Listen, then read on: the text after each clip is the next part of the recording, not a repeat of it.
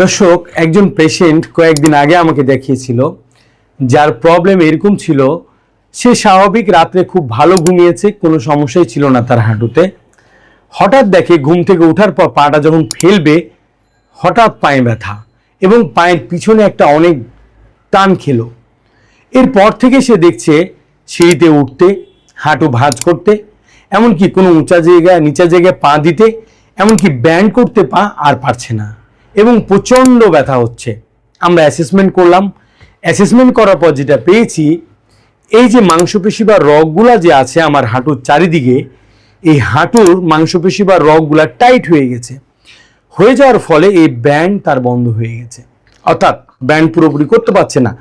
এবং একটা জিনিস আমরা পেলাম এক্স রে করার পর, এই যে দুটা বোনস আছে এখানে, এই বোনস এবং এই বোনসের একদিকের গ্যাপ এরকম কমে গেছে, অর্থাৎ একটা আরেকটার সাথে চেপে যাচ্ছে।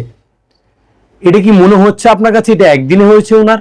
না দর্শক, এই প্রবলেমটা হয়েছে তার লং টাইমে, অর্থাৎ হতে পারে 5 বছর, 10 বছর, 15 বছর, বা প্রিভিয়াস কোনো হিস্ট্রি ছিল তার, যে এক সময় কোমর ব্যথা বা হাঁটু ব্যথা ছিল। সেইটা আস্তে আস্তে আস্তে আস্তে এই মাসেলগুলো অনেক বেশি টাইট হয়ে তার হঠাৎ করে একদিন এই মাসেল একসাথে অতিরিক্ত টাইট হয়ে যাওয়ার কারণে হঠাৎ ক্র্যাম্প করছে, অর্থাৎ মাসেল পুল করছে বা টান খেয়ে ওর মুভমেন্ট লস হয়ে গেছে। ফলে দেখা যাচ্ছে যে তার আনইভেন প্রেসারটা বোনসের উপর পড়ে গেছে। বোনসে পড়ার পর এই বোনসের পাশ দিয়ে যেহেতু নার্ভ সাপ্লাই আছে, যখনই সে পা ফেলতেছিল তখনই তার এই দুই বোনস ঘষা খাচ্ছিল। খাওয়ার কারণে খচখচ একটা পেইন হচ্ছিল। দর্শক, আমরা যেটা করলাম, মাংসপেশি বা রগগুলোকে প্রথম দিন অ্যাসেসমেন্ট করার পরে কিছু কাইরোপ্র্যাকটিক অ্যাডজাস্টমেন্ট এবং ম্যানুয়াল ম্যানিপুলেশন থেরাপির মাধ্যমে লুজ করা হয়েছে।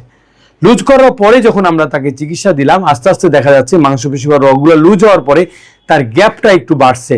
কারণ আমরা যখন দুইটা বোনসকে দুই দিক ধরে এভাবে একটু ট্রাকশন দিই, দেখুন দর্শক, এরকম ফাঁকা জায়গা তৈরি হচ্ছে। ঠিক আপনারও এই স্পেসটা যদি দেখেন এক্সরেতে চেপে গেছে, তাহলে এটা কিন্তু এইভাবে ট্রাকশনের মাধ্যমে গ্যাপিং বাড়ানো সম্ভব।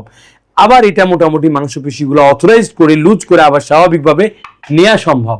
দর্শক, এই প্রবলেম নিয়ে যদি আপনি ভুগে থাকেন, তাহলে বর্তমান যুগে কাইরোপ্র্যাকটিক অ্যাডজাস্টমেন্ট খুবই গুরুত্বপূর্ণ একটি ভূমিকা রাখছে।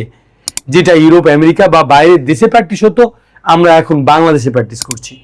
দর্শক, এই কাইরোপ্র্যাকটিক অ্যাডজাস্টমেন্টের মাধ্যমে এই জয়েন্টের এবং মাসেলের অ্যাডজাস্টমেন্ট করা হয় এবং ম্যানুয়াল ম্যানিপুলেশন থেরাপির মাধ্যমে মাংসপেশিগুলোকে সফট করা হয়, আবার পূর্বের অবস্থায় ফিরানো সম্ভব।